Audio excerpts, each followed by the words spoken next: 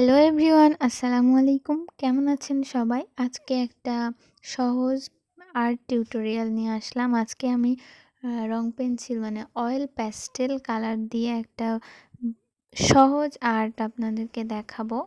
এটা মূলত বিগিনার্সদের জন্য, যারা এমনিতেই আর্ট ভালো পারেন তাদের জন্য এটা না।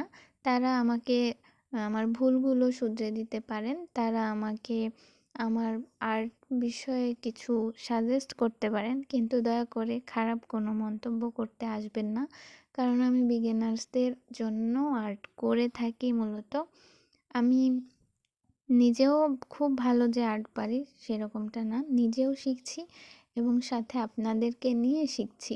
এটাই আমার একমাত্র লক্ষ্য, যে আমি চেষ্টা করে ধীরে ধীরে নিজেকে ইমপ্রুভ করব, সেটা আপনাদের সাথেই।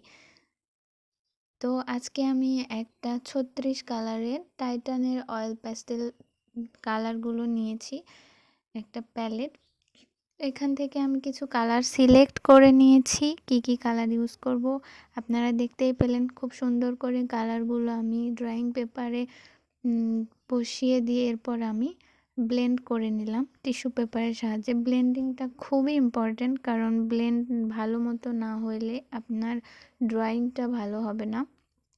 এখানে আমার কাছে মাস্কিং টেপ ছিল না, বিধায় আমি কর্নারটা পেন্সিলের সাহায্যে আউটলাইন করে নিয়েছি এবং খুব সাবধানের সাথে ব্লেন্ডিং করে নিয়েছি, যাতে করে আউটলাইন ক্রস করে না যায় এবং এতে খারাপ দেখায় পেন্টিংটা, যেহেতু প্যাস্টেল কালারগুলো ছড়িয়ে পড়ে খুব তাড়াতাড়ি।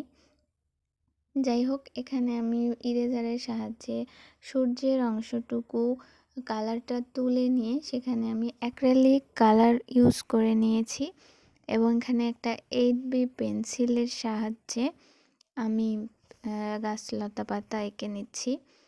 আর অবশ্যই মনে রাখবেন যে আপনি অয়েল প্যাস্টেলের উপর সরাসরি যদি অ্যাক্রিলিক কালার ইউজ করে ফেলেন, সেই ক্ষেত্রে এই কালারটা টেকসই হবে না, কালারটা উঠে যাবে। এর আগে আমি সরাসরি এই জিনিসটা করেছিলাম, জন্য আমি বুঝেছি যে এটা করা ঠিক হয়নি। পরে উপর থেকে আমার অ্যাক্রিলিক কালারটা উঠে গিয়েছে প্যাস্টেলের উপর থেকে।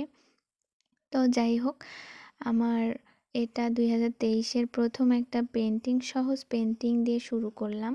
আপনাদের কাছে কেমন লেগেছে পেন্টিংটা অবশ্যই আমাকে কমেন্ট করে জানাবেন এবং কী ধরনের পেন্টিং আপনারা দেখতে চান সেটাও আমাকে জানাবেন। সাথে আমার ফেসবুক পেজ এবং আমার ইউটিউব চ্যানেলটাকে ফলো করে সাবস্ক্রাইব করে পাশে থাকবেন। অনেক অনেক দোয়া করবেন এবং ভালোবাসা দিবেন আমার জন্য। তো আজকের পেন্টিংয়ের এটাই হচ্ছে আমার শেষ লুক। কেমন হয়েছে অবশ্যই আমাকে কমেন্ট করে জানাবেন।